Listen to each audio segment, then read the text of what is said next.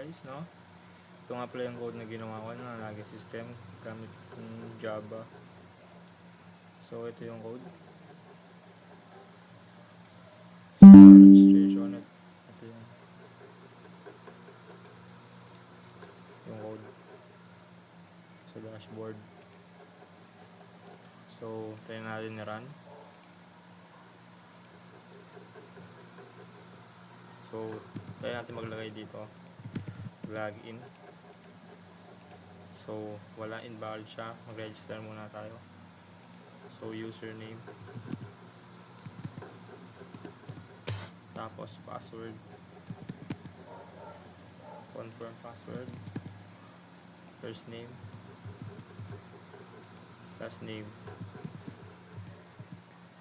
middle name,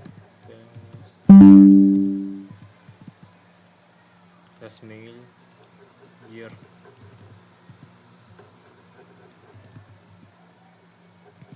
so address.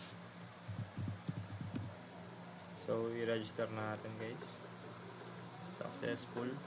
So try natin. Tapos password. So login natin, successful siya. So ito, then try natin sa access.